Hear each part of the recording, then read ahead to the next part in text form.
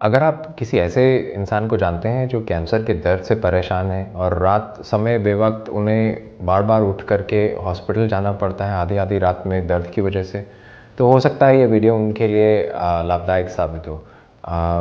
मैं डॉक्टर आमोद आपका अपने यूट्यूब चैनल पे स्वागत करता हूँ और आज हम कैंसर से उठने वाले ऐसे ही एक दर्द के बारे में इस वीडियो में बात करेंगे जिसका नाम है ब्रेक थ्रू पेन।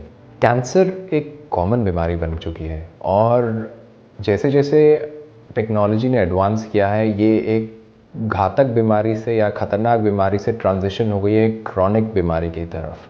और कैंसर से उठने वाला दर्द ऐसा ही एक परेशानी है जो इनिशियली जब शुरू होती है परेशानी तो 30 से 40% लोगों को परेशान करता है और बाद में जैसे जैसे एडवांस होती है डिज़ीज़ तो ये 75% या उससे भी ज़्यादा लोगों को परेशान करता है।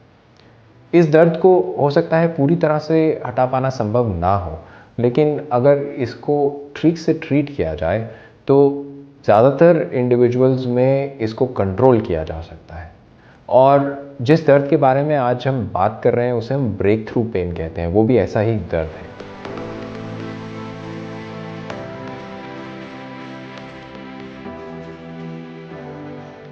ब्रेक थ्रू दो वर्ड से मिल करके बना हुआ है।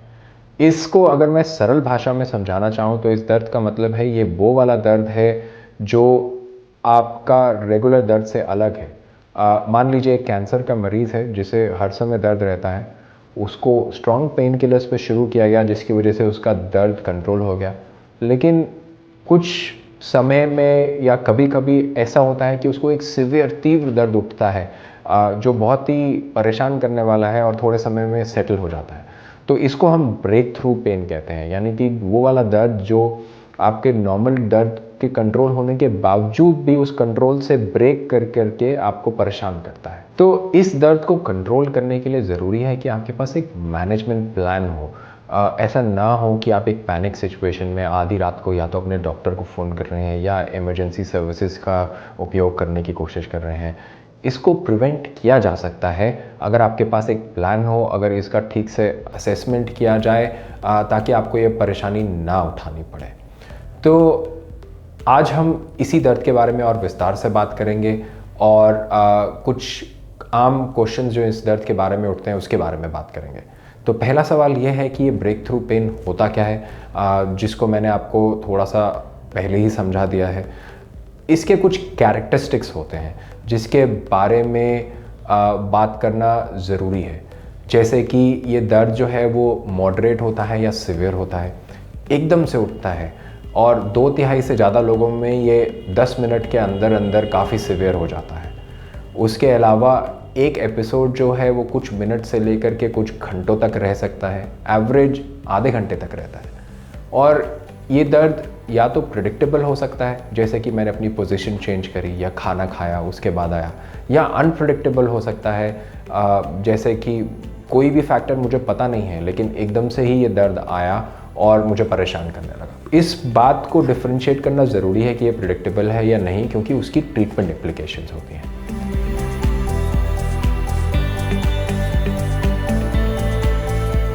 अगला सवाल जो एक आदमी के जहन में उठता है वो ये है कि ये दर्द जो है कितना बड़ा प्रॉब्लम है, कितना कॉमन है ये, और ये किन कारणों से होता है।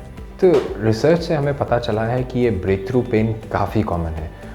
अगर इस पे एक फिगर डाला जाए तो 50 से 75% लोगों को जो कैंसर से ग्रस्त हैं ये परेशान कर सकता है।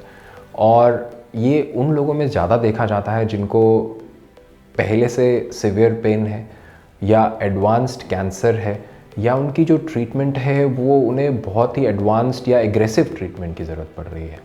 उसके अलावा कुछ ऐसे कैंसर्स भी हैं जिनमें ये ज़्यादा कॉमनली देखा जाता है, जैसे कि अगर हम बात करें हेड एंड नेक कैंसर की, या हम बात करें पेट से उठने वाले कैंसर की, या लंग्स या ब्रेस्ट से उठने वाले कैंसर की।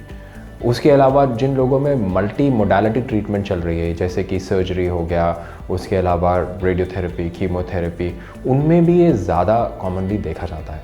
अगर मैं इनके कॉमन एग्जांपल्स आपको देना चाहूँ तो एक एग्जांपल होगा, कई लोगों की कैंसर ट्रीटमेंट के बाद या कैंसर की वजह से मुंह की जो लाइनिंग होती है उसमें इन्फ्लेमेशन होने लगती है, जिसे हम म्यूकोसाइटिस कहते हैं।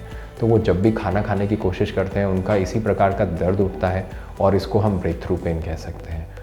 उसके अलावा जिन लोगों का कैंसर हड्डियों में स्प्रेड हो चुका है, अगर वो मूवमेंट करने की कोशिश करते हैं और वो हड्डी कमज़ोर है उस जगह में, तो उससे भी दर्द उठता है। ये भी एक एग्जाम्पल है ब्रेक थ्रू पेन का, जो कि एक्टिविटीज़ से ट्रिगर हो रहा है।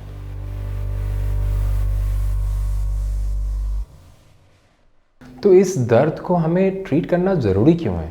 बहुत लोग सिर्फ यही सोचेंगे कि दर्द से सफरिंग हो रहा है। नहीं, इसके इम्पैक्ट्स जो हैं वो इससे बहुत ज़्यादा हैं। आपकी इंडिपेंडेंस पे इसकी वजह से प्रभाव पड़ता है, क्योंकि आप अपने रोज़मर्रा के काम नहीं कर सकते हैं। ये दर्द कभी भी कैसे भी उठ जाता है, जो आपको अपने घर से निकलने से, कोई भी प्लान बनाने से आपको उसमें डर लगने लगता है। आपकी क्वालिटी ऑफ लाइफ जो है उस पर प्रभाव पड़ने लगता है। अगर ये दर्द लंबे समय तक रहे तो आपके कॉन्फिडेंस लेवल पे, आपके मूड पे, आप बाहर जा सकते हैं, अपने प्रियजनों से इंटरेक्ट कर सकते हैं या नहीं। और एक और चीज़ जो ज़रूरी है, इसकी वजह से लोगों की काम करने की क्षमता में भी प्रभाव पड़ता है। यानी कि आप अगर अपनी नौकरी करना चाहते हैं तो ऐसा दर्द आपको मजबूर कर सकता है, बार बार परेशान कर सकता है, जिसकी वजह से फाइनेंशियल इम्प्लिकेशंस भी आते हैं।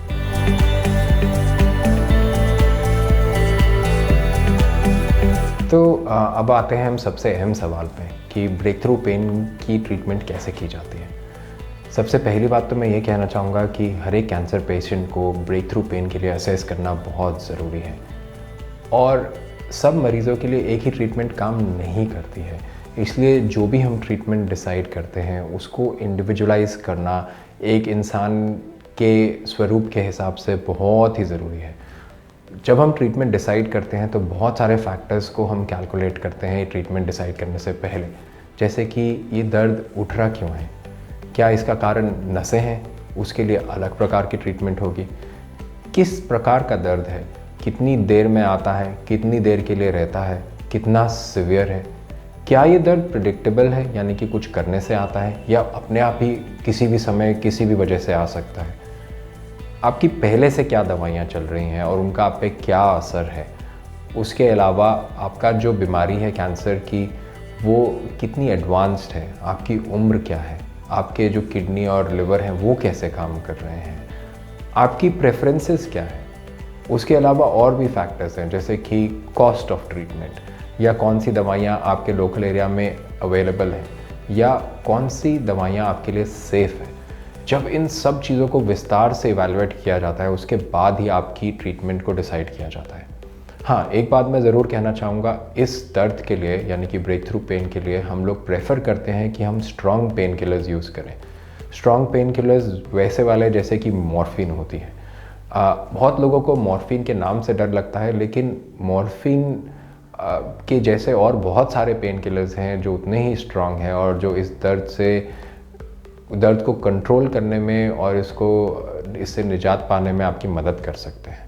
तो मॉर्फिन जैसे पेन किलर्स के अलावा और भी बहुत सारे पेन किलर्स हैं, जैसे एंटी इन्फ्लेमेटरी मेडिसिन हो गए, या नॉन फार्माकोलॉजिकल ट्रीटमेंट्स हो गए, जिसमें हम दवाइयों के अलावा और चीज़ों से आपका इलाज करने की कोशिश करते हैं।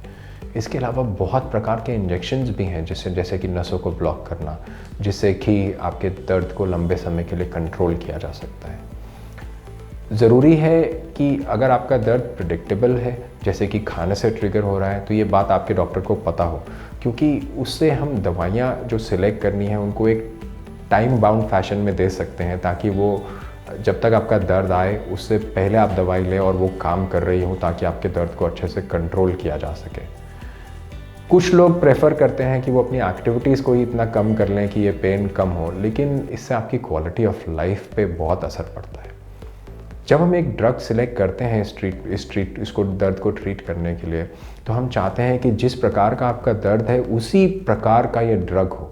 यानी कि अगर आपका दर्द एकदम से आता है तो ये दर्द निवारण जो दवाई है ये भी एकदम से काम करे। अगर ये छोटे समय के लिए रहता है तो वो छोटे समय तक ही आपके शरीर में रहे और उसके बाद निकल जाए। अब मैं आपको अगर एक उदाहरण देना चाहूँ तो अगर एक आदमी का दर्द ब्रेक थ्रू पेन बहुत जल्दी 2 या 3 मिनट में आ जाती है, और अगर हम उसको मॉर्फिन जैसी दवाई दें मुंह के द्वारा, तो इस दवाई को एब्जॉर्ब हो करके आपको काम करने में आधे घंटे से ज़्यादा लग जाता है। तो जब तक वो दवाई काम करना शुरू करेगी तो आपका दर्द जब तक तो जा ही चुका होगा, और ऐसा करने से आपको उसका फ़ायदा नहीं मिलेगा, लाभ नहीं मिलेगा, बल्कि हाँ उसकी वजह से साइड इफ़ेक्ट ज़रूर आ सकते हैं। तो ऐसी सिचुएशन में अगर मुझे कोई दवाई ढूंढनी है तो वो ऐसी ढूंढनी है कि वो एकदम से काम करे। तो ये ज़रूरी है कि आपकी जो दवाई है वो इन सब चीज़ों को मद्देनज़र रखते हुए सिलेक्ट की जाए। आपकी डोज को भी आपके हिसाब से टाइट्रेट करके डिसाइड किया जाए। हमारा एम ये रहता है कि आपको मैक्सिमम रिलीफ दें और कम से कम साइड इफ़ेक्ट्स दें, और इसके लिए दवाइयों को टाइट्रेट करना ज़रूरी हो जाता है। उसके अलावा समय के अनुसार अगर आपका दर्द कम होता है या ज़्यादा होता है तो उसके हिसाब से दवाइयों को भी चेंज करने की ज़रूरत है।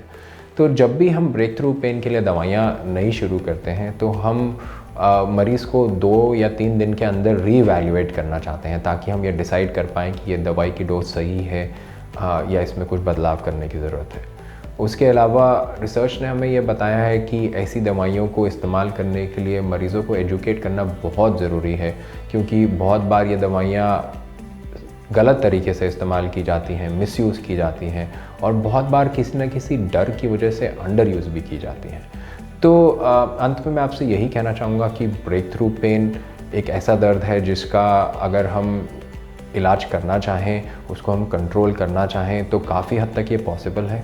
तो आप प्लीज़ सफ़र मत करिए और एक स्पेशलिस्ट की राय लें जो आपको इसमें सही तरीके से गाइड कर सके और आपकी क्वालिटी ऑफ लाइफ को इम्प्रूव करने में आपकी मदद कर सके।